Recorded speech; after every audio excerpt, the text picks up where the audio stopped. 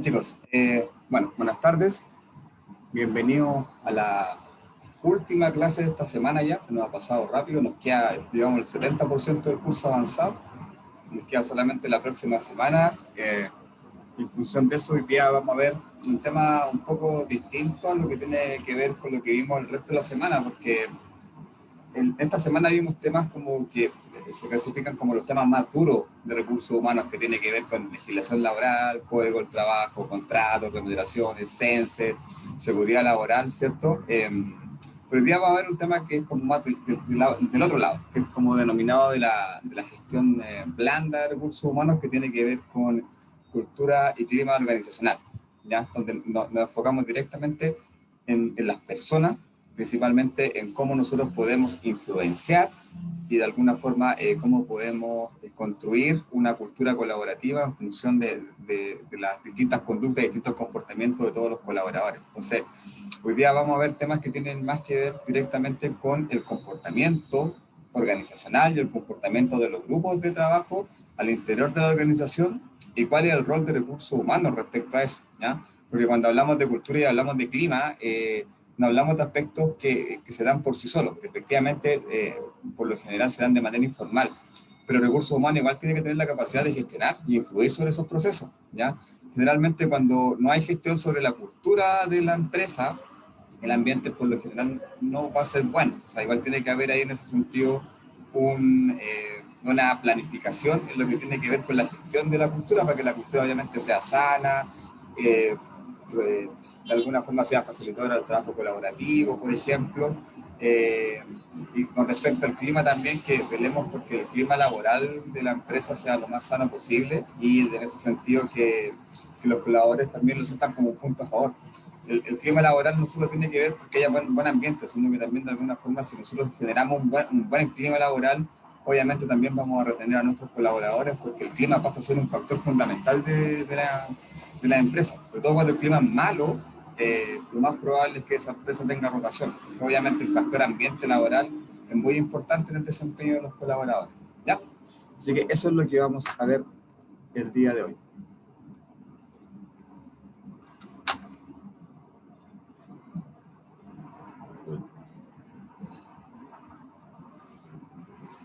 Nice. Ok, entonces, como les mencionaba, vamos a ver hoy día principalmente estos dos conceptos, ¿ya? Cultura y clima. Pero además de estos dos conceptos, hay un proceso que es transversal, que es el desarrollo organizacional, que también lo vamos a ver dentro de los contenidos del día de hoy, ¿ya? Entonces, primero vamos a hablar de los conceptos que vamos a tratar hoy día, ¿ya? Primero, cultura. Generalmente nosotros cultura, en el sentido común, en el lenguaje coloquial, como se dice, lo entendemos como lo relacionado al arte, ¿cierto? O al nivel cultural que pueda tener una persona respecto a algún cierto tema, o el nivel educacional, etcétera. Acá, en lo que vamos a hacer y en lo que refiere a la gestión de personas, de la gestión organizacional en sí, la cultura hace referencia a ese espacio compartido que se genera al interior de los grupos, de los equipos de trabajo, en este caso, de hábitos, costumbres, formas de hacer las cosas que se van haciendo todos los días, que van formando una cultura de hacer las cosas, ¿ya? Todos los grupos tienen su cultura, ¿ya? Y la cultura es la suma de las conductas de todos los integrantes, de todas las personas que están ahí, ¿ya? Entonces, por ejemplo, ustedes como curso, me imagino que también tienen su propia cultura, tienen su propia forma de hacer las cosas, ¿no? Se organizan de cierta forma cuando tienen una tarea, cuando tienen que quizás hablar con el delegado para que él pueda levantar algún tema. Ya tienen establecidos los canales de comunicación, lo más probable es que tengan un grupo de WhatsApp donde se comparte la información. Eso es cultura, ¿ya? Eso es cultura, porque en el fondo ustedes fueron generando esos espacios de comunicación, las formas de comunicación, fueron estableciendo las normas de cómo se van a comunicar, etcétera, cuáles van a ser los canales. Eso es cultura. Entonces, todos los grupos que interaccionan empiezan a generar cultura, ¿ya? Y por otra parte, el clima. Nosotros el clima lo asociamos a lo que tiene que ver quizás con la temperatura, el tiempo, como se dice, pero a nivel de gestión organizacional hace referencia directamente al ambiente laboral, ¿ya? Por eso hablamos de clima. ¿Por qué? Porque algo que se percibe, tal cual como nosotros percibimos el frío y el calor, el clima se percibe. El clima se percibe cuando es bueno y el clima se percibe cuando es malo, ¿ya? Y obviamente tenemos que velar porque el clima sea bueno. O sea, Una de los puntos fundamentales de por qué estamos tratando este tema ahora es porque precisamente ambos conceptos, cultura y clima, aunque parezca difícil de poder hacerlo, se pueden moldear, se pueden estructurar, se pueden planificar, ¿ya? Y en la medida que nosotros, como gestores de recursos humanos, podamos moldear una cultura sana y generar un espacio o un ambiente con un clima laboral propicio, que sea bueno en el fondo, vamos a generar que los trabajadores estén satisfechos, estén tranquilos, estén fidelizados. En la medida que tengamos una cultura, un clima que quizás es tóxico, en términos de relaciones, en términos de cómo se dan las comunicaciones al interior de la organización, lo más probable es que tengamos problemas de rotación, ¿no? Que obviamente, me imagino que a ustedes quizás les ha pasado que trabajar en un ambiente que no es muy grato, la verdad es que nos dan mucha pena trabajar, y en la medida que uno pueda buscar un lugar con un mejor ambiente laboral también lo va a hacer. Entonces, no es menor tampoco el peso que tienen ambos conceptos dentro de la gestión organizacional, porque como les digo, en la medida que seamos capaces de hacer una buena gestión de clima y cultura, vamos a funcionar bien como empresa. Si no hacemos gestión sobre estos conceptos, lo más probable es que tengamos algún tipo de cultura que sea un poco tóxica, donde prime el rumor, quizás antes que la información oficial, etc. Eso es lo que vamos a ver hoy día un poquito más en detalle. Entonces, los Profesor, objetivos... ¿Sí? usted habla de clima laboral por el tema del lenguaje, cómo uno se expresa con el otro para hacer llegar un mensaje, ¿Clima? palabras, palabras técnicas, eso. No, el clima es el ambiente, la percepción que yo tengo de cómo se dan, cómo es el ambiente en la organización. Ahí lo vamos a ver más adelante y lo vamos a ver con algunos ejemplos. Yo estoy seguro que todos hemos percibido climas buenos y climas malos. Entonces hay ciertos indicadores que obviamente dan referencia a eso. Pero cuando hablamos de clima, hablamos del ambiente laboral. Si puedo decirlo, el lenguaje como más coloquial, hay buena onda entre los compañeros. El jefe da las instrucciones de manera cercana. No tengo un jefe controlador que me está controlando, sino que el jefe me da el espacio a la autonomía para yo hacer mi trabajo. A eso hablamos de clima, en el fondo, como el ambiente, ¿ya? Por eso también se llama clima, porque es algo que nosotros percibimos. Entonces, los tres objetivos de hoy día son, primero, identificar cuáles son los componentes de la cultura organizacional. Segundo lugar, definir el concepto de desarrollo y cuál es su implicancia en estos procesos de gestión del clima y la cultura, ¿ya? Y por último, establecer qué es el clima, cómo se mide y cómo se gestiona, ¿ya? Porque, como les digo, ambos conceptos se pueden gestionar, eso es lo importante y eso es lo que nosotros tenemos que hacer. Primero, la definición del libro, como siempre comenzamos, y como debe ser, siempre tiene que haber una referencia teórica que nos diga en el fondo y que nos defina los conceptos que nosotros vamos a trabajar. En este caso, nuestro amigo Chavenato, que lo volvemos a ver acá, nos va a definir la cultura organizacional como un conjunto de actitudes, creencias y sentimientos, hábitos, valores existentes en todas las organizaciones, ¿ya? Estamos hablando entonces de aspectos que son personales, ¿cierto? Actitudes, creencias, sentimientos, etcétera, pero que pasan a ser grupales, ¿ya? Porque en el fondo, en la medida que los equipos de trabajo empiezan a compartir estos aspectos, estas actitudes, estas creencias, empiezan a compartirse, ¿cierto? Entonces, ¿qué es lo que plantea Chavenato? Representan las normas informales, no escritas, que orientan el comportamiento. Recuerden que nosotros tenemos dentro de la organización cierta normativa legal, ¿cierto? Que va a ser el Código del Trabajo, en el mundo privado, el Estatuto Administrativo en el mundo público, y a nivel de cada organización va a existir el Reglamento Interno de Higiene y Seguridad, ¿cierto? Y esos son los aspectos formales que regulan la conducta. Pero la cultura organizacional puede ser un aspecto informal, ¿ya? Porque no está escrito en ninguna parte, nadie redactó, pero son normas que se van haciendo en el día a día. Por ejemplo, algo que se da en muchas organizaciones. El primero que llega, generalmente a la oficina en la mañana, pone el agua en el termo y le deja el agua disponible para los que van llegando después, ¿ya? Eso puede sonar algo muy básico, algo muy, digamos, como una actitud o una actividad muy sin importancia, pero eso es cultura, ¿ya? Porque en la medida que eso se va haciendo un hábito, ¿ya? Que todos saben que el primero que llega tiene que poner el agua en el termo para el resto, pasa a ser un factor cultural, porque todos saben eso. Entonces, todo el que llega primero sabe que tiene que llegar, poner el termo y el agua para todo el resto de los compañeros cuando lleguen a tomar desayuno a la empresa, ¿ya? Me imagino que eso en su organización, ese tipo de cosas pasan, ¿ya? Porque a veces se organizan y uno lleva el pan el día viernes para tomar desayuno. Esas cosas que son chicas, que son detalles, van formando la cultura y se van formando como rasgos culturales. ¿Por qué? Porque se pasan a ser hábitos. y pasan a ser algo que las personas lo llevan a la práctica día a día, ¿ya? Entonces, por eso hablamos de acciones informales. Y que obviamente están enfocados en la conducta de los colaboradores. Acá, dentro de la misma lógica que yo les he comentado de este abanico de profesionales que pueden trabajar dentro de recursos humanos en los distintos ámbitos, cuando hablamos de clima y hablamos de cultura, hablamos específicamente de profesionales de las ciencias sociales que nos van a ayudar con este proceso, o sea, psicólogos, sociólogos, antropólogos en algunos casos, que nos van a identificar a leer esta cultura, porque las culturas hay que leerlas, ¿cierto? Hay que visualizarlas, hay que ver cuáles son los rasgos culturales más preponderantes dentro de las formas de conducta de las personas, ¿ya? Entonces, ellos como tienen esa visión técnica respecto a la ciencia, porque son ciencias del comportamiento finalmente, son los especialistas en lo que tiene que ver con la gestión de la cultura organizacional, ¿ya? Esto, figura más que nada, tiene que ver con cómo se va formando la cultura, ¿ya?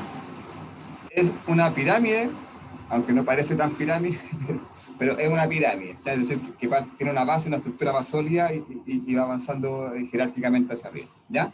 Entonces, en la base de esta pirámide, en la parte roja, están los aspectos que son de nosotros, ¿ya? Las percepciones, las actitudes, los sentimientos, nuestra afectividad, nuestra emotividad. Obviamente eso lo tenemos cada uno de nosotros internalizado y que varía de persona a persona, ¿ya? Y eso obviamente está alojado en nosotros, en las personas. Pero ya cuando estos aspectos míos, mi conducta, mi emocionalidad, mis sentimientos, mis comportamientos, ya los tengo que expresar dentro de la organización, pasan a ser factores culturales, ¿ya? Porque estoy compartiendo mi conducta, mi forma de ser con los demás compañeros, ¿ya? Y eso va a estar normado por una parte, como les decía, por la estructura organizacional, los objetivos, la estrategia, el código del trabajo, etcétera, que son los aspectos que son formales, pero por otra parte va a estar la cultura, que son los aspectos que son informales, ¿ya? Entonces, en ese sentido, cuando yo, como colaborador de una organización, me voy a relacionar con los demás, me voy a tener que guiar, por una parte, por los aspectos formales, por los aspectos normativos, por los aspectos que está escrito. O sea, que si me dicen que tengo que ir con uniforme a trabajar de lunes a viernes, voy a ir a trabajar con uniforme de lunes a viernes porque eso me lo está pidiendo el reglamento y una parte legal de la empresa. Pero si, por ejemplo, la cultura, que no, como les digo, que es un aspecto que no está escrito en ninguna parte, pero en el fondo son los hábitos que se van haciendo día a día. La cultura de la empresa dicta, por ejemplo, que los colaboradores el día viernes se juntan a almorzar afuera. Yo sé que el día viernes voy a ir a almorzar afuera, ¿ya? Y nos vamos a juntar todos los compañeros y vamos a ir a almorzar afuera. Eso pasa a ser un factor cultural. En ningún procedimiento está escrito que el viernes hay que ir a trabajar, vamos a ir a almorzar afuera, pero es una convención entre las personas. Y cuando a la medida que se va repitiendo, pasa a ser un hábito, ¿ya? Así se va formando la cultura, ¿ya? Desde cómo esa suma de aspectos internos de las personas pasan a ser algo común, algo compartido, ¿ya? Ahora, hay dos tipos de cultura principalmente: la adaptable, la innovadora, las creativas, las flexibles y las culturas conservadoras, que están como un poco de salida, ¿ya? ¿Cuáles son los rasgos de cada una de las culturas? Pensemos primero en las culturas que son adaptables. Principalmente cuando hablamos de esto, hablamos de empresas innovadoras, ya que por lo general son las que innovan siempre en aspectos culturales, ¿ya? Por ejemplo, la infraestructura de una empresa, la forma en cómo están divididos los puestos de trabajo, pueden influenciar mucho en la cultura de la empresa, ¿ya? Antiguamente, y algunas empresas todavía tienen esa lógica, las áreas trabajaban de manera separada. Es decir, contabilidad, en la oficina de contabilidad y todos los contadores ahí. Entonces se relacionaban solamente con el departamento de contabilidad. Recursos humanos en otra área, la oficina de recursos humanos. Marketing en otra área, todo el área de marketing ahí. Logística en otra área, todo el área de logística ahí.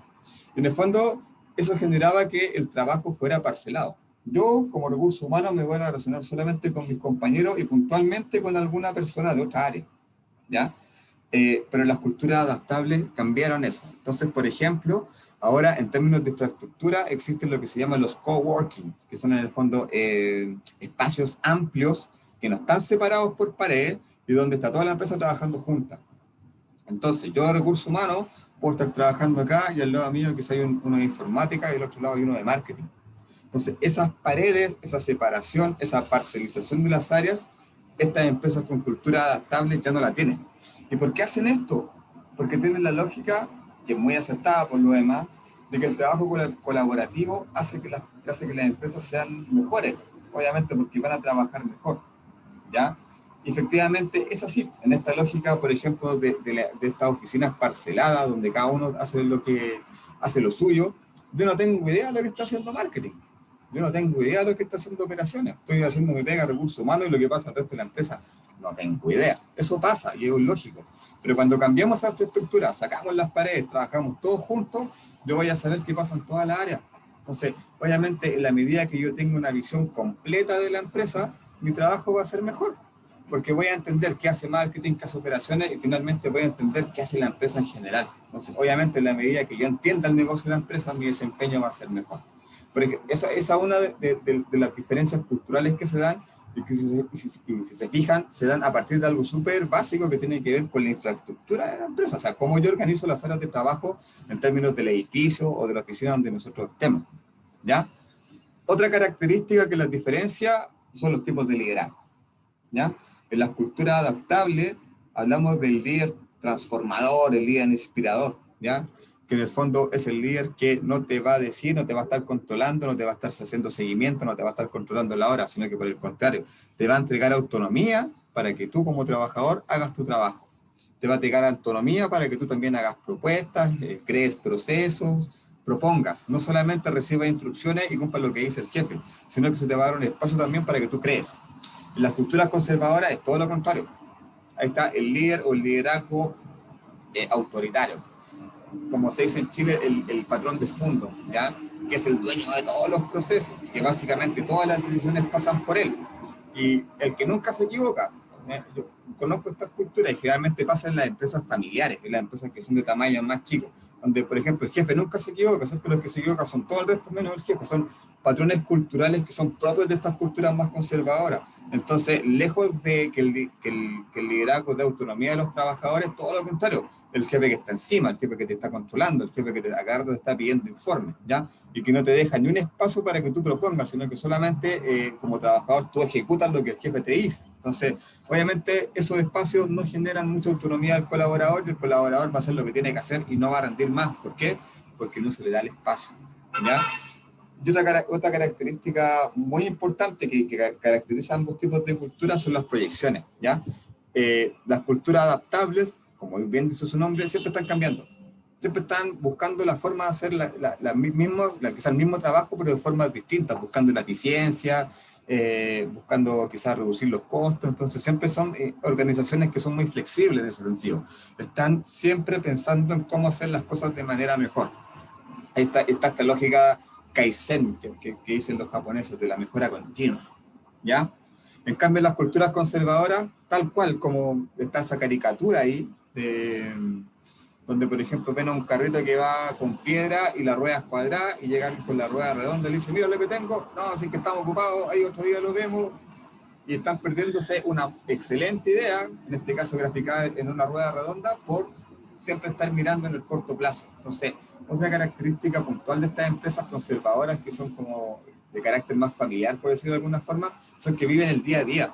No se proyectan a largo plazo, no tienen estrategia, no tienen una visión, en el fondo ya queremos crecer, sino que están simplemente viviendo el día a día. ¿Ya? ¿Qué queremos? Más cultura adaptable, porque en el fondo dan el espacio para que los colaboradores sean autónomos, puedan desempeñar su trabajo, se privilegia el trabajo colaborativo. Entonces, en la medida que se den todos esos factores, la eficiencia de la empresa va a ser mayor. ¿Cuál es la idea con las culturas conservadoras? Que ya un poco vayan en retirada, porque realmente son modelos de gestión que están un poco obsoletos y que no se enmarcan dentro de las necesidades de las distintas empresas que tenemos ahora, donde la innovación, la flexibilidad y la creatividad son valores fundamentales, y que lamentablemente estas empresas no la tienen, las empresas que son de carácter más conservador. Más o menos a nivel de cultura son las características más importantes, y estos dos tipos de cultura son súper marcados, me ha tocado trabajar en ambos tipos de cultura, siendo siempre más difícil trabajar con las empresas familiares porque hay muy poco espacio para la autonomía, entonces ahí es complicado trabajar ahí. Desarrollo organizacional. como yo les decía, ¿por qué estamos tocando este tema del desarrollo organizacional acá? Porque es un proceso de recursos humanos, de gestión de personas, que precisamente apunta a estos tópicos que estamos revisando hoy día, que tienen que ver con la cultura y el clima, ¿ya? Y cuando hablamos de desarrollo organizacional, hablamos de procesos, ¿ya? De una planificación de procesos que tienden a cambiar a la organización. El concepto cambio es súper importante acá, ¿ya? Porque ¿qué es lo que hacemos nosotros en recursos humanos cuando queremos cambiar la cultura, cuando queremos mejorar el clima? Hacemos un proceso que se llama gestión del cambio, ¿ya? Y efectivamente se puede hacer gestión del cambio, se puede hacer referencia, se puede cambiar la cultura. Aunque parezca difícil, se puede cambiar una cultura, se puede cambiar el clima en una organización. Y efectivamente, para eso estamos nosotros, los profesionales de las ciencias sociales que trabajamos ahí en recursos humanos, porque tenemos que diseñar estrategias que apunten a la implementación de cambios en la organización. En esta lógica de que las organizaciones tienen que ser flexibles y tienen que cambiar, ¿ya? Definiciones del libro. ¿Qué dice Benis? Es una respuesta al cambio. ¿Se fijan? Ya aparece la palabra cambio. Estrategia de carácter educacional que tiene la finalidad de cambiar creencias, actitudes y valores. Es decir, para este autor, el desarrollo organizacional es directamente ir a las personas, ir a los colaboradores y cambiar la forma en que ellos actúan, la forma en que ellos se comportan, la forma de su conducta. ¿Ya? Por otra parte, Behar, ¿qué es lo que planteé? Es un esfuerzo planeado, ya estamos hablando también de que hay una planificación de estos cambios que se dan en la organización que viene desde arriba. Obviamente, son los liderazgos, la gerencia, los que tienen que ser los gestores del cambio, ¿ya? Entonces, generalmente, los cambios en las organizaciones tienen que venir implementados desde la jefatura. Entonces, por ejemplo, si la empresa declara, ya, en 2021 nosotros queremos ser una empresa innovadora, ¿qué tienen que hacer los líderes? ¿Qué tienen que hacer recursos humanos? Trabajar en una planificación que permita que la empresa tenga una cultura innovadora. ¿Cómo lo van a hacer? Capacitaciones, talleres, reuniones con los jefes, etc. Entonces ahí lo que hace recursos humanos es planificar una serie de actividades en pos de generar un cambio en la cultura. Y por eso hablamos de un cambio que es planificado desde arriba, ¿ya? Hay un par de definiciones más que son importantes, ¿ya? Porras y Robertson lo abordan un poco más desde la visión de las ciencias sociales, ¿ya? Porque ellos plantean que el DO, porque cuando hablamos de desarrollo organizacional, las siglas son RO. Si en adelante ven esas siglas DO, es porque están hablando de desarrollo organizacional, ¿ya? ¿Qué plantean estos autores? Entonces, que como les digo, tienen un enfoque más desde las ciencias sociales, que son una serie de teorías, estrategias y técnicas basadas en la ciencia de la conducta, psicología, sociología, recuerden, orientadas al cambio planificado del escenario de trabajo. Nuevamente hablan de generar un cambio en la organización, ¿ya? Y por último, Burke, que es como de las más nuevas, entre comillas, habla de un proceso de cambio planificado en la cultura de una organización, ¿ya? Mediante uso de tecnología, las ciencias de la conducta, la investigación, etc. Entonces, en general, si se fijan, el desarrollo organizacional va a ser una herramienta para nosotros que nos va a permitir generar cambios en la organización y que esos cambios generalmente van a estar enfocados en la cultura, por ende, en las personas, ¿ya? Y como yo les indicaba, la principal herramienta que se utiliza acá es una metodología que utilizamos en recursos humanos que se llama gestión del cambio, ¿ya? Y que principalmente apunta a precisamente cambiar la conducta y los hábitos que tiene la persona cuando tenemos que hacer algún cambio. En lo particular, en mi último trabajo me tocó liderar un proceso de gestión del cambio que de partida tiene ciertas características. Cambiar la cultura no es un tema de un día para otro, ¿ya? Yo me acuerdo que este plan que me tocó liderar se demoró 2 años. O sea, tardamos 2 años en cambiar la cultura, porque teníamos que cambiar un poco la forma en cómo se estructuraba el negocio. Entonces, no era menor el cambio, ¿ya? Y efectivamente se logró el cambio. Logramos que estas personas cambiaran la forma de hacer A que tenían en un momento por una forma de hacer B. Y entre comillas, entre medio, tratamos de también cambiar otras cosas. De ello me di cuenta que efectivamente temas que a veces uno pueden parecer muy sensibles o muy complejos de implementar en la cultura se pueden hacer. ¿Por qué se los digo? Porque creo que ya le he comentado que yo trabajaba en una ONG que trabajamos con la infancia vulnerada, y esta ONG era cristiana, ¿ya? Entonces obviamente tenía un componente cristiano importante, tenía que estar en la cultura, ¿ya? Y acá en Chile, no, lamentablemente, no, la cultura no tenía mucha referencia a esta visión cristiana que tenía la organización. Entonces, una de las peticiones para mí fue precisamente eso, que pudiera, y el concepto fue el siguiente: tienes que incorporar la gracia de Dios en la cultura de la organización.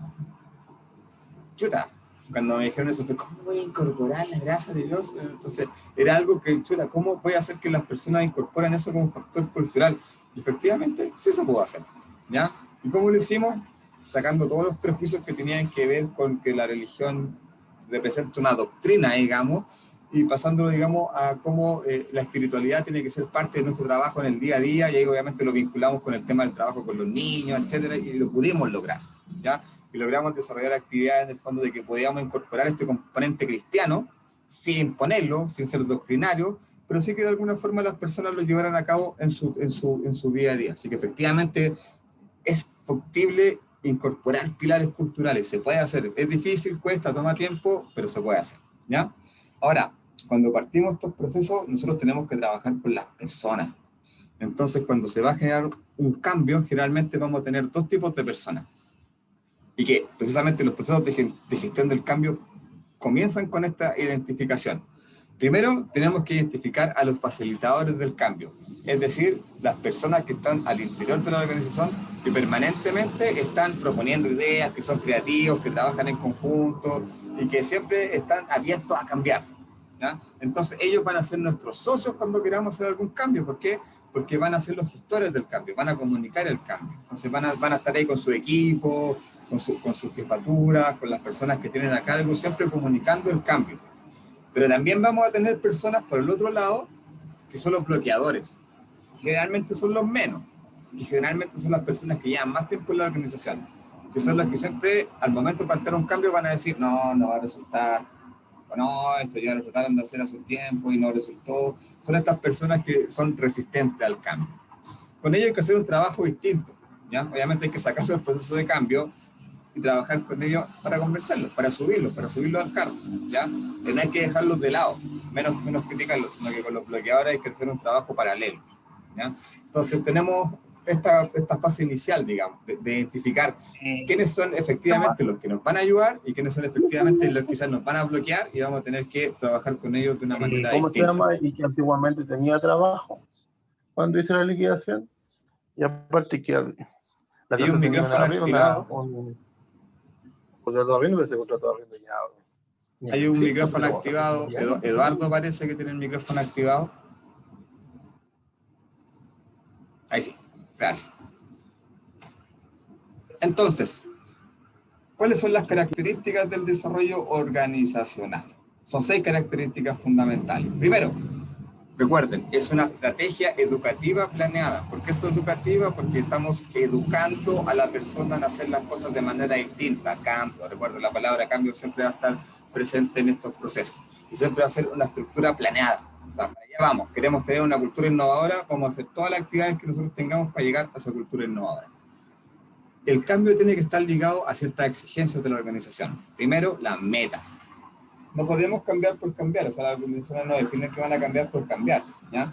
Sino que generalmente los cambios culturales van asociados a ciertas estrategias, ¿ya? Entonces, en primera instancia, por lo general, y la más importante son las metas que tiene la empresa, ¿ya? Entonces, no sé, por ejemplo, la empresa puede plantear que para el año 2021 desea incrementar sus ventas en un 20%. ¿Qué tenemos que hacer como recurso humano en términos de cultura para poder cumplir esa meta? Tenemos que generar, obviamente, un espacio dentro de la cultura que genere un poco de incentivo a aumentar la capacidad de venta que tiene la empresa. ¿Ya? Quizás generar esta especie de competitividad, entre comillas, por ejemplo, entre los vendedores, para que efectivamente ellos puedan alcanzar las metas que la empresa está planteando para el próximo año, ¿ya? En segundo lugar, el crecimiento. Lo que hablábamos recién, en la medida que la empresa planifique crecer en algún aspecto, la cultura igual tiene que cambiar, obviamente. La identidad y la revitalización. Hay un concepto fundamental que tiene que ver con la identidad y que tiene que ver mucho con lo que se llama el compromiso, o el engagement que le dicen los gringos, respecto de cómo el trabajador transforma el compromiso que siente en buen desempeño, ¿ya? por lo general, al colaborador se le pide compromiso con la empresa, pero a veces la empresa tampoco le entrega mucho compromiso.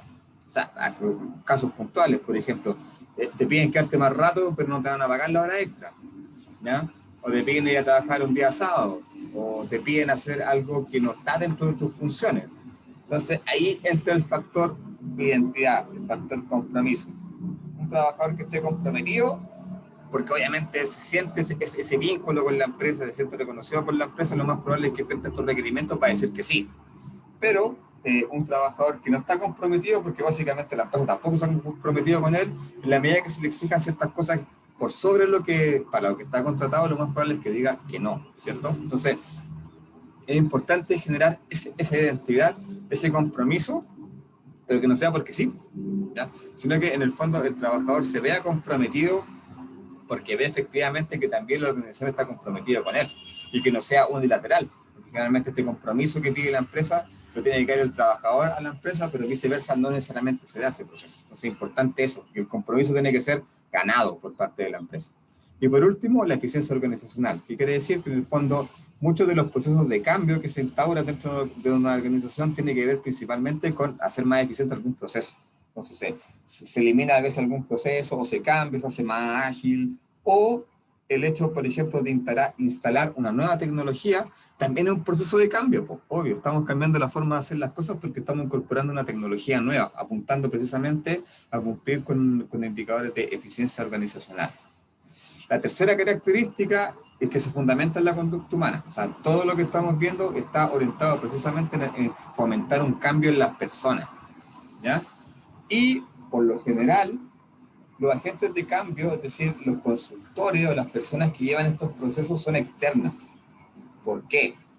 Porque yo, aunque sea de recursos humanos y sea muy experto en el tema cultura, estoy dentro de la cultura. Estoy dentro de esa forma de hacer las cosas. Entonces, mi visión, mi análisis no va a ser muy objetivo. ¿Por qué? Porque soy parte de. Entonces, siempre, obviamente, en estos casos, la idea es cuando vamos a hacer algún tipo de investigación con lo que tiene que ver con la cultura de la empresa, la idea es que venga alguien de afuera. ¿Por qué? Porque no la conocen. Entonces va a ser un análisis mucho más objetivo respecto de los factores culturales que tiene la empresa. Ahora, no obstante esto, que los agentes de cambio son externos, como les decía, también hay que considerar por una parte los liderazgos de la empresa, porque en el fondo son los líderes, son los que construyen la cultura, y por otra parte identificar, como les indicaba hace un rato, los facilitadores del cambio, que en el fondo van a ser las personas que van a estar ahí dando vueltas por toda la organización, en el fondo comentando y fomentando esta necesidad de cambio que nosotros estamos instaurando.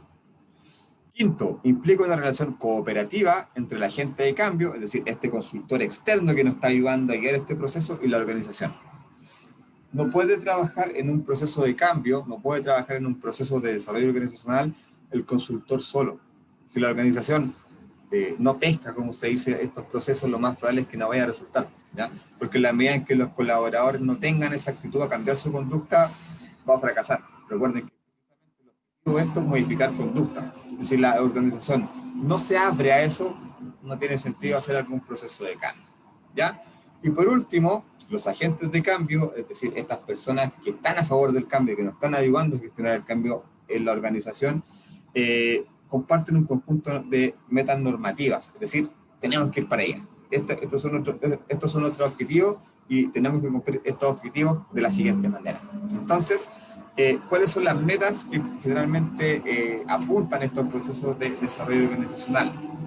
Primero, mejoramiento de la capacidad interpersonal. Cuando ayer hablábamos de capacitación, ¿recuerdan? Hablábamos de mejorar las competencias y habilidades de la persona. En este caso, ¿qué es lo que hace el desarrollo organizacional? Lo mismo, pero a nivel de grupos.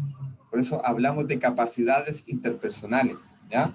En estos casos también se habla de competencias organizacionales, es decir, así como las personas tienen competencia, las organizaciones también tienen competencia. Entonces es importante que, por ejemplo, una organización sea competente a nivel comunicativo. ¿Qué significa que una organización sea competente a nivel comunicativo? Que todos los trabajadores tienen competencias de comunicación muy bien desarrolladas y que lo lograron a un nivel en que están todos parejitos en esa competencia y puede ser una competencia organizacional, ¿ya?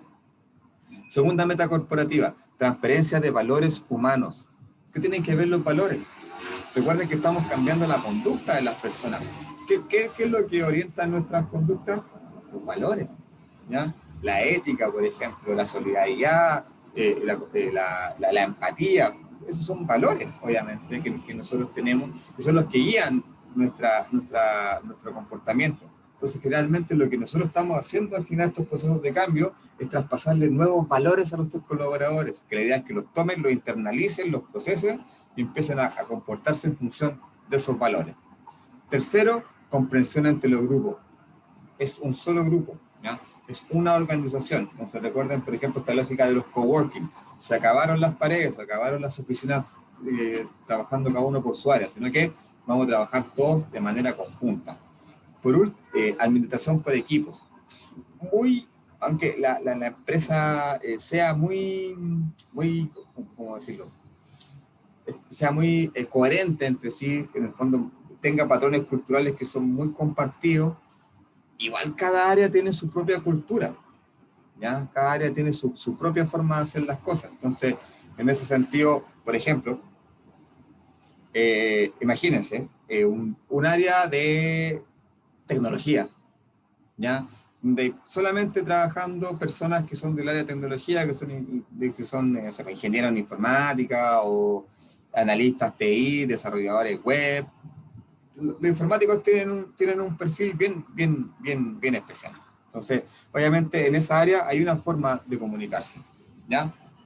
Pero imagínense un área, por ejemplo, de publicidad, donde trabajan diseñadores, donde trabajan, no sé, publicistas, relacionadores públicos, que tienen otro perfil al informático, que son más de afuera, son más comunicativos, son más extrovertidos. La cultura en ese equipo es distinto, ¿cierto? Entonces, a ellos hay que abordarlo y administrarlo de otra manera. Entonces, independiente que una organización puede ser como muy acotada en sus términos culturales, igual cada área tiene sus características puntuales, por ende siempre hay que enfocar estos procesos de cambio, igual con esa lógica de administración por equipo, es decir, que respetando que cada área puede tener distintas características, ¿ya? Y por último, mejores métodos para la solución de conflictos, ¿ya? Los conflictos son inherentes a todo, ¿ya? A nuestras relaciones de familia, relaciones de pareja, relaciones de amigos, y obviamente también son parte de las situaciones que se dan a nivel de la organización, ¿ya? Entonces, los conflictos, por lo general, una mala práctica es evitarlos, no verlos, hacer vista gorda, como se dice respecto a los conflictos. No, los conflictos tienen que ser solucionados, tienen que enfrentarse y tienen que, obviamente, resolverse. Y en la medida que la organización tenga la capacidad de resolver sus conflictos, va a ser una organización inteligente, por decirlo de alguna forma, ¿ya? Porque tiene la capacidad como organización, es decir, que todas las personas tienen la capacidad que en un momento que se genera un conflicto, lo puedan resolver, ¿ya? En algunas instituciones eso está normado por política y procedimiento, y en algunas instituciones lamentablemente no se hacen cargo de los conflictos. Si no se hacen cargo de los conflictos, lo más probable es que la cultura no sea la mejor, porque va a estar siempre esta lógica de los conflictos. El clima laboral no va a ser grato, porque las relaciones van a ser tensas, va a haber mucha discusión, pelea, formas que no corresponden para pedir las cosas, entonces obviamente eso va a afectar finalmente lo que tiene que ver con la cultura, ¿ya? Entonces también el desarrollo organizacional implica implementar métodos para la solución de conflictos, ¿ya? En lo particular, había una empresa, me tocó, que tenía miren la lógica que tiene la empresa, tenía un procedimiento de reconciliación. Entonces, cuando dos personas tenían un conflicto, yo como recursos humanos tenía que aplicar esta política de reconciliación para que estos dos colaboradores reconciliaran, entre comillas, firmábamos un acta de compromiso donde definíamos los pasos a seguir para solucionar ese conflicto. Ahí sí, obviamente esta empresa se preocupaba por hacer gestión sobre los conflictos. Otras empresas, como digo, no los consideran mucho, y si no consideran los conflictos y no los manejan, no los administran, lo más probable es que la cultura termine con algún tipo de problema. Profesor, disculpe que hable tanto, aquí le pregunte o que No, está me dé bien. muchas ideas. Mire, yo trabajé en una empresa mucho tiempo donde en la temporada alta trabajan más de 2.000 personas. ¿Ya? Esta empresa lo que empezó a dar un bono por saludar, por tener buena conducta dentro del ámbito, aunque no se conocieran las personas, porque son muchas. Entonces, un bono por ser una buena trabajadora, pero los jefes no hacen lo mismo, o los líderes, en este caso. Entonces, ¿qué hace uno como trabajador? Le enseña a ellos a decir hola, buenos días, hola, buenas tardes. Sí, eso es Es una, un tema no menor. Pero si entendí, les daban un bono por eh, generar buenas por prácticas tener como esa de buena reserva. conducta, ¿En serio? es ¿Qué por nunca, tener una nunca he buena escuchado eso? conducta. Ah, ya, Era ya. un bono, era por buena conducta y eso entraba en hola, por favor y gracias, como las 3 palabras de poder dicen, pero tener esa buena conducta siempre le daban un bono a ciertas personas que cumplían esos requisitos, no a todos, obviamente. Obvio. ¿Mm? Bien. O sea, a ver, lo ideal sería no hacerlo con esta lógica transaccional, es decir, yo te saludo por un bono, sino que en el fondo se hiciera por esta lógica solidaria de generar en conjunto una cultura sana. Pero bueno, si se incentiva a través de un bono, lo más probable es que la gente sí lo vaya a hacer. Siempre el dinero va a ser el mejor Pero incentivo de todo, la así que jefatura no lo hace. es que ese es el tema, y el tema del saludo es súper importante, entonces puede ser algo como básico, pero el hecho de que un Pero es jefe parte de llegue la en la cultura. mañana, se va directo a la oficina y no saluda a nadie, factor. Te aseguro que esa empresa tiene mal clima. ¿Qué pasa eso? Distinto es si el jefe llega y los saluda a todos, te aseguro que esa empresa tiene buen clima. Eso es súper importante. Cosas tan básicas como el saludo, como bien dice Lorena, son súper importantes. Eh, y yo creo que a todos nos pasa. O sea, cuando uno llega y el jefe, hola, ¿cómo estás? Te saluda y conversa, igual uno se siente bien, ¿cierto? Cuando habla con el jefe y tiene la oportunidad incluso de compartir algunas palabras. Pero cuando estáis pasando y viene el jefe por el lado tuyo y te mira, ¿cómo se siente uno? Y ahí empieza el tema. Y uno empieza a hablar con el compañero. Oye, el jefe no, hoy día pasé y no me saludó. Y otro, a mí tampoco me saludó. Y empieza la chimuchina y ahí el clima se empieza a poner tóxico. Y ¿Se hay una fijan? disyuntiva ahí porque como ellos tienen un liderazgo Y, o tienen un sueldo más alto que el operario, en este caso es un tema, ahí hay una disyuntiva donde, claro, te están enseñando, te están motivando con, no sé, con 20.000 pesos, qué sé yo, porque tú aprendas a saludar. ¿Dónde estás tú que no saludas? Porque el gerente se paraba afuera y decía, hola, buenos días, hola, buenos días, hola, buenos días, que tenga buen turno. Pero la jefatura más abajo no lo hace. Entonces, ¿cómo yo como trabajadora le voy a decir a un jefe, hola, buenos días, y el tipo te queda mirando y no te mira, o sea, no te veo, no está ahí.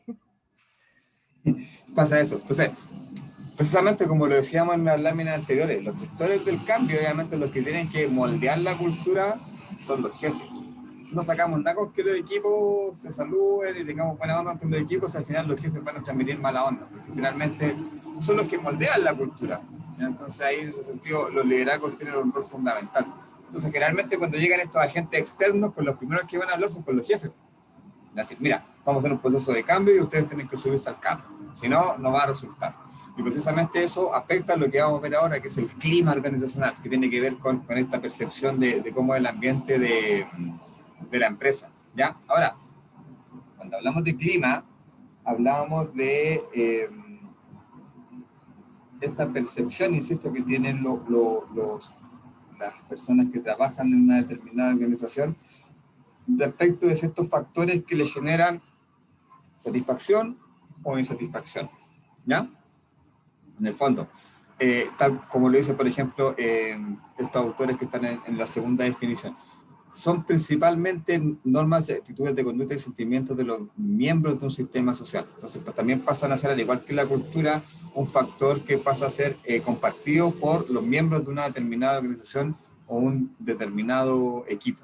¿Ya? Ahora, ¿qué tenemos que hacer nosotros con el clima? ¿Ya? Como les digo, el clima es este ambiente, esta, digamos, ¿cómo decirlo? Con un sinónimo de ambiente, esta de alguna forma situaciones que no están ahí, que no son concretas, pero que nosotros podemos ver y podemos sentir y podemos percibir. Yo estoy seguro que ustedes cuando han ingresado o cuando ingresan a una empresa nueva a trabajar, uno de los factores que uno siempre está evaluando es el clima, ¿ya? Y si el clima es malo y si el clima es tenso, lo vamos a notar al tiro, ¿no? Eso se nota al tiro cuando hay como, entre comillas, mala onda en la empresa. Y si hay buena onda, y si hay buen clima, y si hay trabajo colaborativo, también se nota. Por eso hablamos de la percepción. El clima se percibe y afecta mucho. O sea, cuando el clima es malo, no dan ganas de ir a trabajar. A mí me ha tocado, yo creo que a ustedes también quizás más de alguna vez le ha tocado trabajar en lugares donde el clima no es bueno. Y chuta, ya suena la alarma en la mañana y uno empieza, tengo que ir a trabajar. Y ahí ya uno ya se levanta con una actitud mala, sabiendo que va a llegar allá y se va a encontrar con el jefe que le va a gritar, o va a encontrar con el compañero que me dice mal las cosas, o va a estar este cagüín permanente, etcétera. Entonces, obviamente, si yo llego así a trabajar, ya llego con una predisposición mala, lo más probable es que no voy a rendir muy bien, ¿ya? Entonces, el clima se tiene que gestionar, se tiene que hacer gestión sobre eso. Yo he conocido organizaciones, tanto a nivel que he trabajado como que me ha tocado hacer consultorías, que el clima nunca se hace gestión y generalmente, no sé si le ha pasado, en lugares donde está siempre el fantasma del despido, no, van a echar a alguien, y empieza, siempre está ese cagüín de que van a echar a alguien y esta tensión y quién va a ser. Eso obviamente es un clima tóxico. Las personas no trabajan tranquilas porque siempre están con esa incertidumbre de qué va a pasar, van a cerrar la empresa, me van a echar. No, eso no tiene que pasar. ¿Y eso cómo se controla? Obviamente estableciendo canales de comunicaciones formales. Uno de los aspectos más nocivos para la cultura es el rumor. Porque generalmente los rumores están equivocados. El cagüín, como se dice en Chile. Generalmente esa información informal que empieza y que crece y se viraliza y ahora más con las redes sociales que tienen una posibilidad mucho más grande de expandirse, son propias de las empresas que tienen mal clima. Entonces, por ejemplo, un factor fundamental para manejar el clima son las comunicaciones. Entonces, la gente que está en estas organizaciones y que sabe que existen canales de comunicación formales, los rumores y todo eso no los va a pescar, no los va a considerar. ¿Por qué? Porque sabe que lo más probable es que no sean ciertos y solamente se va a guiar por los canales de comunicación formal. Entonces, eso es un ejemplo, por ejemplo, de lo que tiene que ver con aspectos que van condicionando el clima organizacional, ¿ya? Ahora, la pregunta que estamos haciendo acá, ¿el clima se puede medir? Así como nosotros medimos la temperatura ambiente, sí, el clima se puede medir. Y de hecho, el clima se tiene que medir y se debe medir de manera constante y permanente, ¿ya? ¿Cuál es el proceso que nosotros como recursos humanos trabajamos en este aspecto de clima? Siempre se inicia con la aplicación de una encuesta de clima, ¿ya? Me imagino que a ustedes, no sé si más de alguno le ha tocado realizar alguna encuesta de clima, ¿le han tocado responder a alguno de ustedes alguna encuesta sobre el clima laboral de la empresa? Sí, a mí sí me ha tocado responder encuestas que tiene que ver con el clima, cómo recibes las indicaciones desde arriba, te sientes trabajando bajo presión, sí. Ya, perfecto. Más o menos lo que es una encuesta, desde la lógica del que responde. Efectivamente. Primer aspecto de la encuesta de clima. Las encuestas de clima son anónimas. Siempre también está esa como especie de miedo, por decirlo de alguna forma, de decir, chuta, si respondo algo malo, mi jefe lo va a leer y se va a enojar y me va a echar. Eso no pasa. Nosotros, como recursos humanos o como consultores o como gestores de las encuestas de clima, efectivamente tenemos que velar porque las encuestas sean de carácter anónimo. Porque si la encuesta no es anónima, la persona no va a responder con la verdad. Obvio. Va a responder puras cosas bonitas pensando que lo va a leer el jefe. Entonces, una forma de garantizar esta transparencia y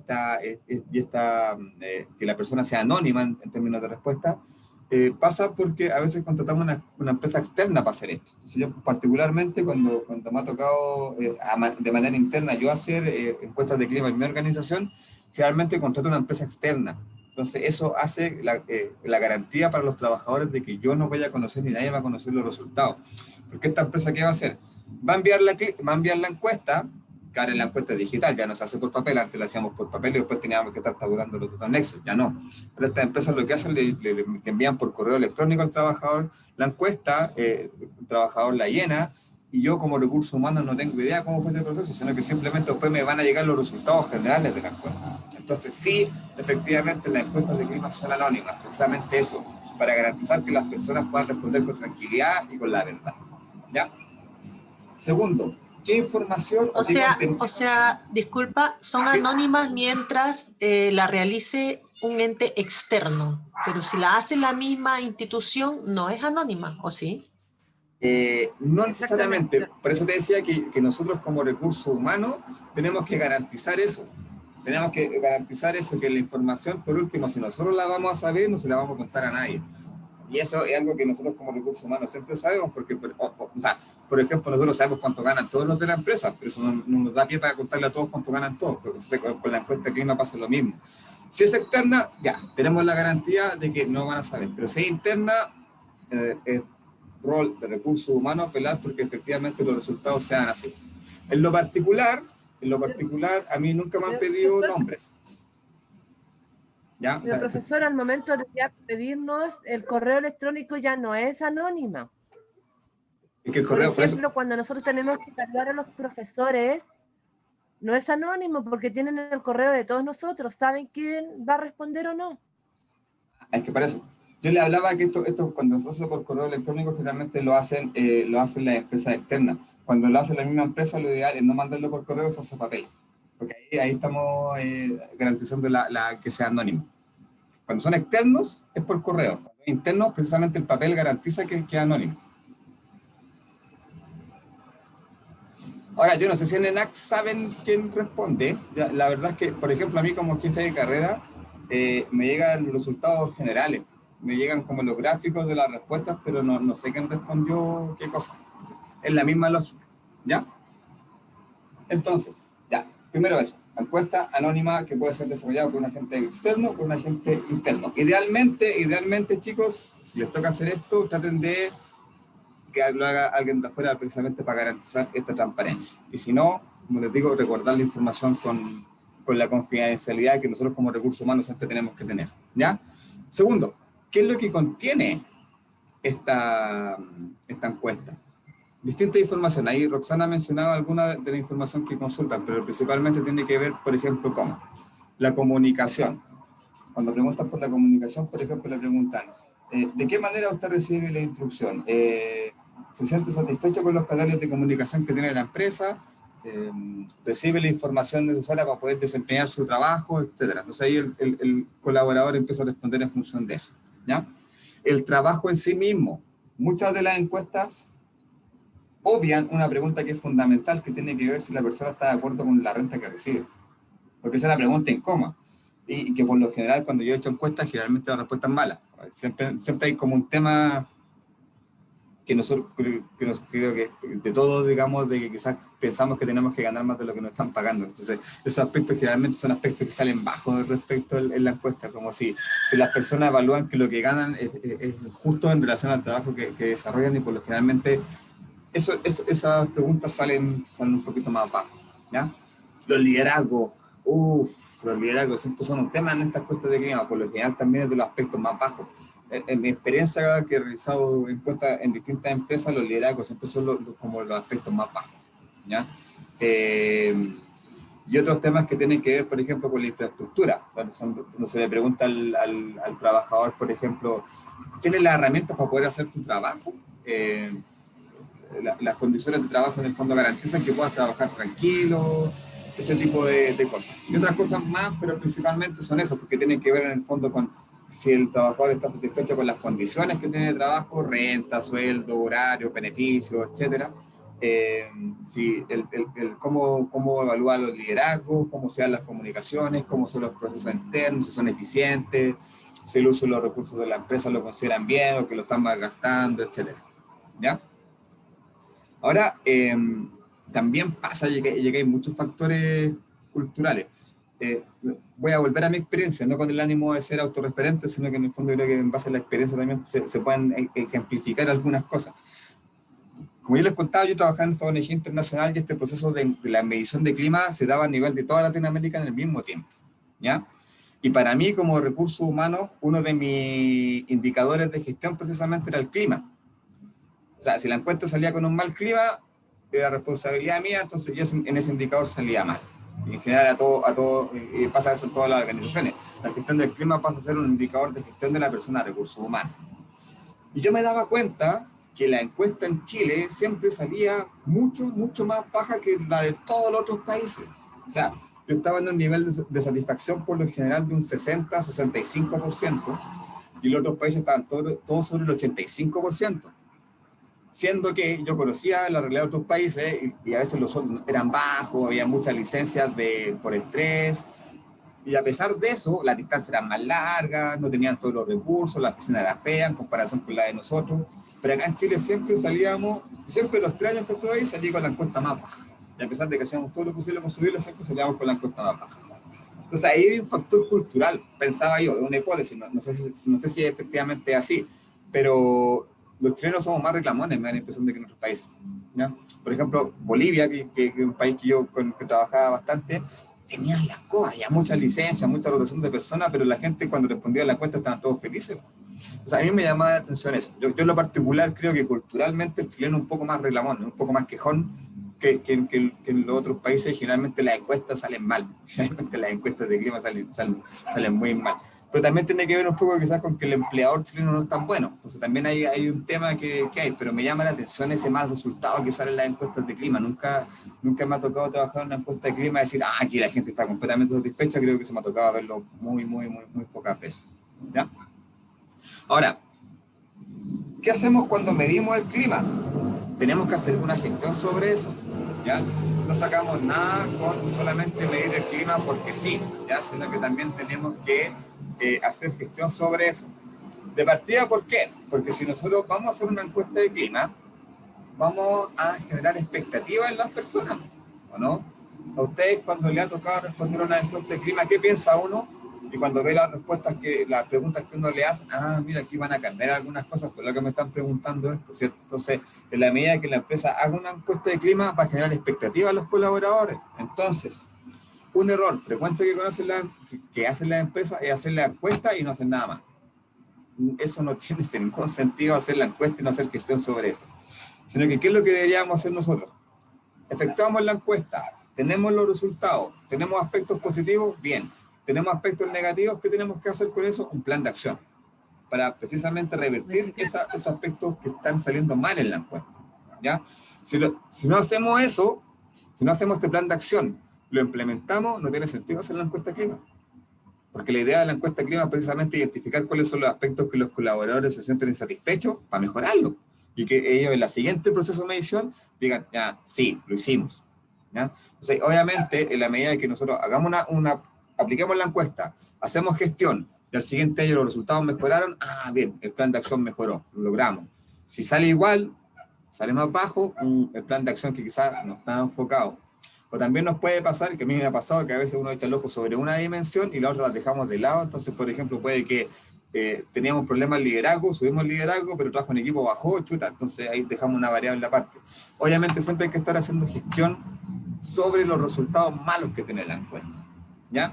Hay cosas que podemos hacer gestión, la forma, la conducta, la comunicación, el tipo de liderazgo, etcétera. Hay otros quizás sobre los cuales no va a poder hacer mucha gestión, que tiene que ver principalmente con los sueldos. Ahí no hay mucho lo que podamos hacer porque va a ser la definición de la empresa, ¿ya? Pero con temas que tienen que ver con las relaciones, con las conductas, obviamente tenemos una capacidad de acción, ¿ya?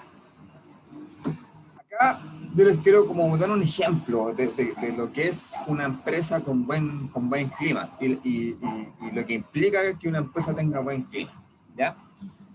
¿Qué están viendo ahora? Great Place to Work. Great Place to Work, que en castellano significa grandes lugares para trabajar, es una consultora internacional que hace un ranking a nivel mundial en todos los países, donde encuesta a trabajadores de empresas con distintas características, ¿ya?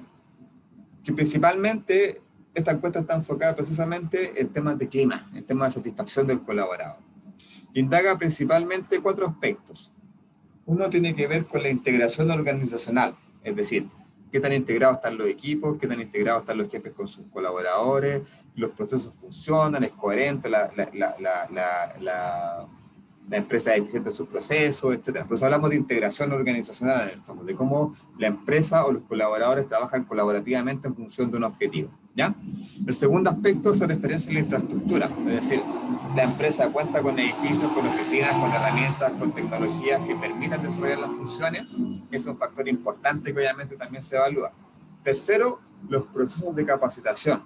Recuerden que la capacitación no solamente tiene que ver con el proceso de mejorar las competencias del colaborador, sino que indirectamente también pasa a ser una herramienta de fidelización del trabajador, porque el trabajador, en la medida que se capacite, se va a sentir reconocido y va a querer obviamente quedarse en la organización para poder desarrollarse.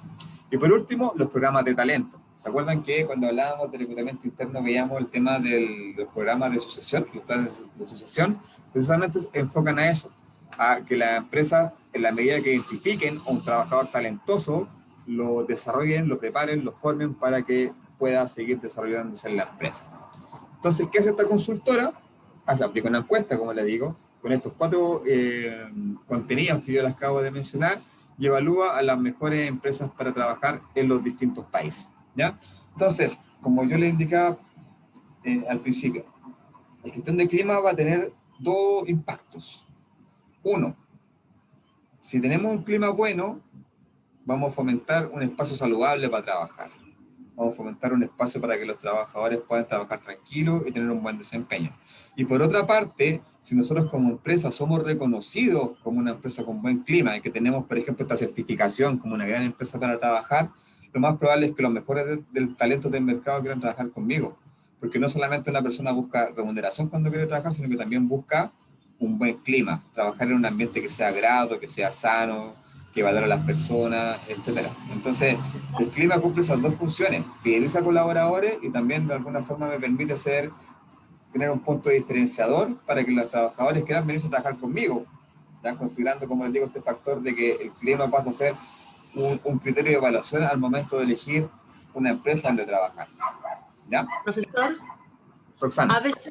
muchas veces las personas prefieren a veces ganar un poco menos, Sí. pero estar en un lugar que es grato, como que ven esa compensación, se compensa. Yo, definitivamente, que una empresa me deje trabajar menos horas, para mí es impagable porque esas horas las voy a estar con mi familia. Entonces, como que esa lógica uno igual valora. Efectivamente, efectivamente. Y ahí entra esta variable, estas certificaciones y la importancia del clima. Lo que dice Roxana, por ejemplo, para mí me hace sentido. A mí antes que las lucas prefiero trabajar en un lugar bueno. Esto precisamente cuando entré a ANAC me viene esa disyuntiva, porque tenía la posibilidad de asumir la gerencia de recursos humanos en una consultora, que efectivamente me iba a pagar mucho más de lo que me paga ANAC, pero las relaciones, yo entré, nadie hablaba, la oficina era color baño, la directora que me entrevistó, la señora me dio miedo, entonces, chuta, y después fui a ANAC, que efectivamente me ofrecía menos lucas, pero mi jefe, no sé, la cultura, el mismo ambiente que se dan en ANAC, obviamente la forma en que se hacen las cosas, y no la pensé 2 veces, y preferí estar tranquilo, y ahora estoy feliz trabajando en ANAC, que sacan un poquito menos, pero estoy feliz, estoy tranquilo, que quizás si hubiera estado trabajando en esa empresa ya estaría fuera en la empresa estresado, etc. Entonces, obviamente, eso es súper importante. Ahora, veamos este ranking, pues, chicos, para que entiendan de qué se trata el... dejé de compartir. Ahí.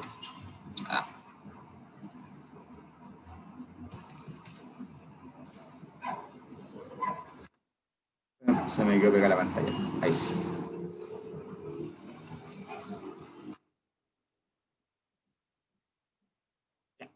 Acá está. Bueno, esta es una página, está ahí, greatplacetowork.cl, que son las páginas de Chile. Entonces, voy a volver un poquito atrás.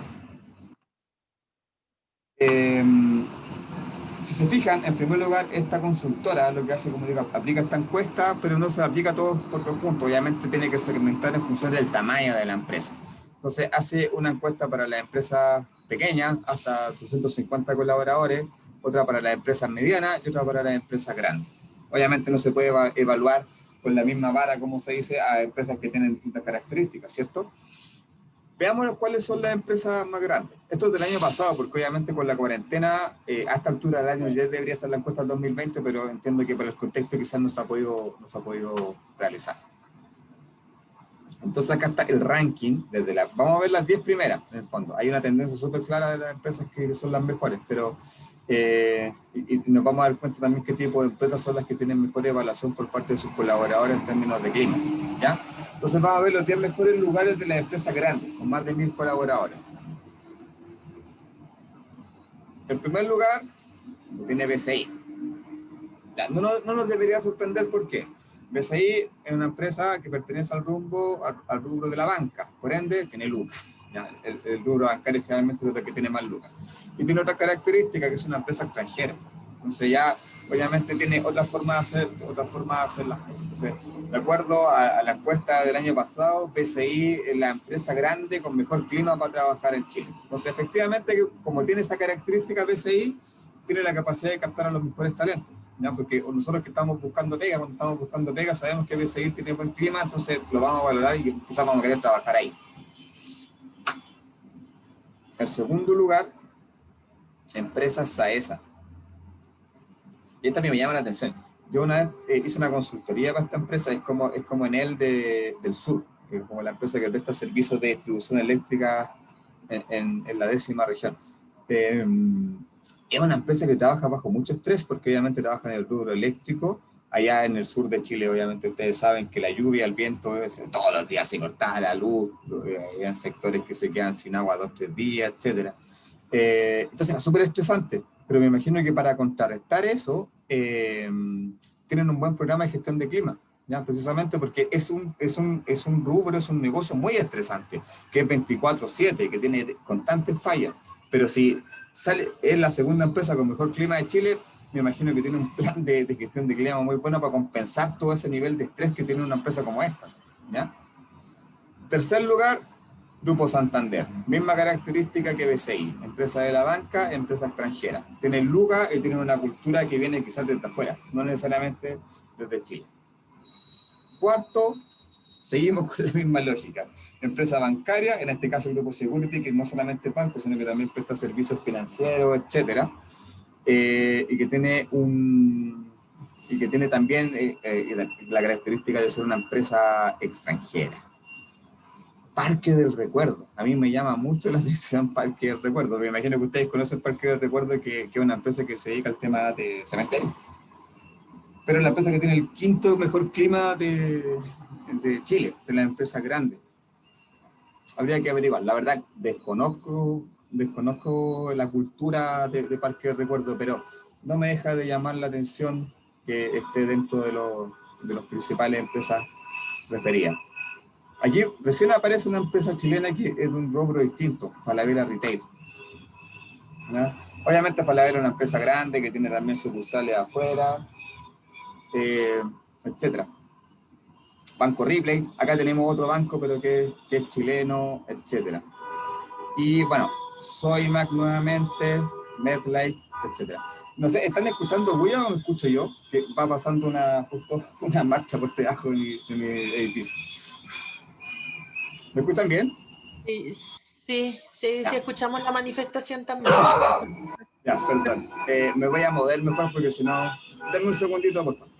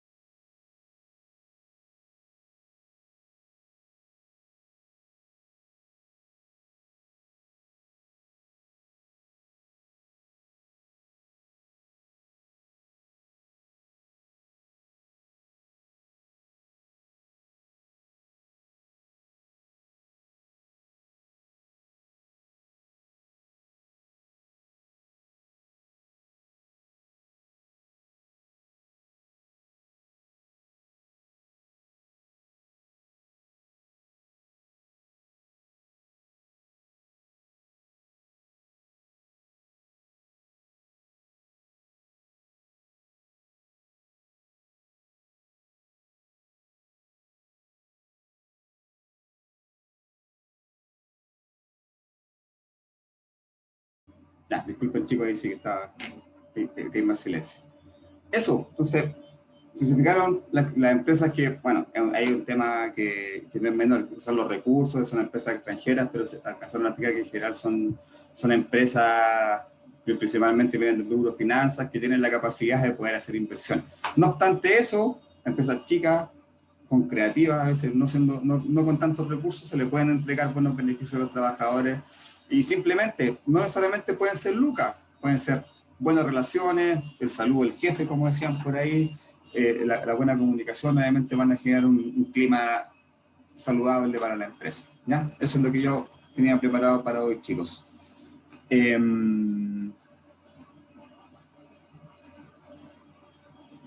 Hola, ¿me están escuchando? Sí, profesor.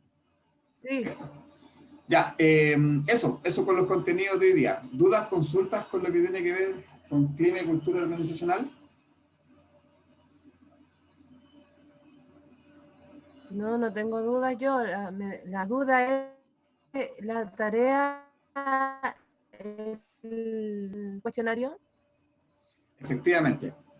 Mañana va a estar disponible, como ha sido la tónica de la última semana, el cuestionario sumativo que vale el 20%. O sea, va a estar disponible mañana desde las 10 de la mañana hasta el sábado a las 23:59. ¿Ya? Y la formativa, bueno, está desde ayer arriba y la pueden entregar también hasta el sábado a las 23:59. El cuestionario va a ser lo mismo. 7 preguntas cerradas con la nota inmediata. Ahora me voy a preocupar si dejarle la revisión activada para que la puedan revisar una vez que se cierre el cuestionario. O sea, el domingo ya la van a poder ver. Ya, pero mañana desde las 10 va a estar listo Sí, para que lo puedan para poder responder. desarrollarlo. Ya, Sí. ok, gracias.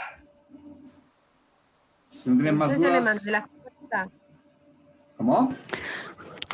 Profesor, una consulta. ¿La otra semana la prueba va a ser antes o va a ser igual que esta?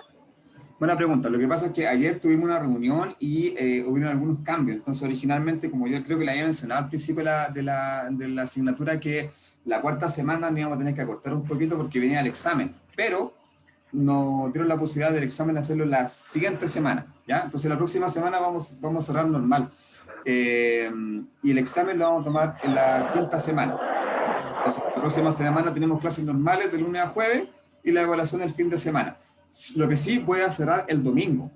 Entonces, el domingo voy a poner las notas y el domingo van a saber, bueno, verdad, esta asignatura final de competencia, así que todos van a examen.